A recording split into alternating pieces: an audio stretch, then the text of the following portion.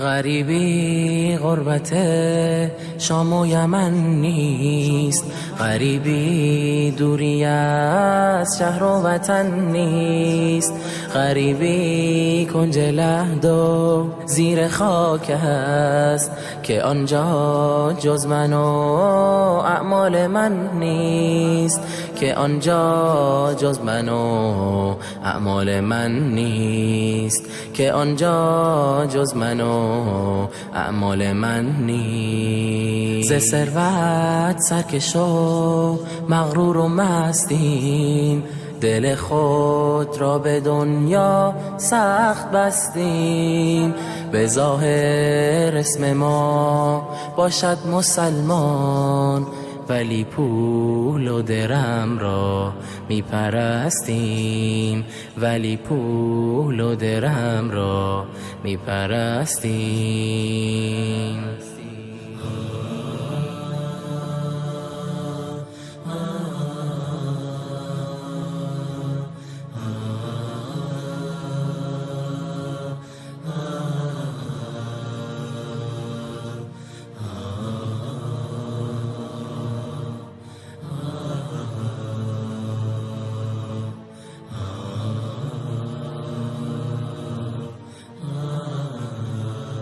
خدا را وقت سختی می شناسیم،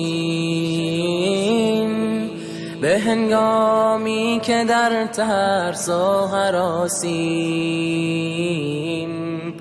چو سختی و مصیبت برطرف شد،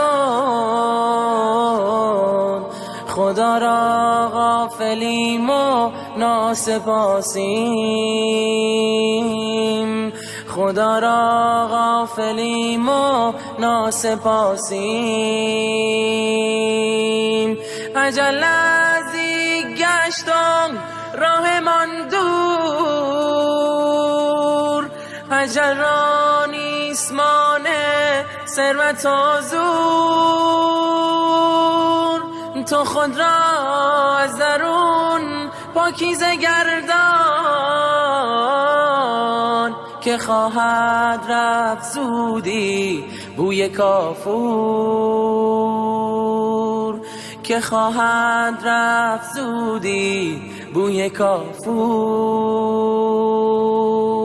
دم آخر که وقت رفتن ما، جدایی از زن و فرزند و دنیا، زمان غربت است.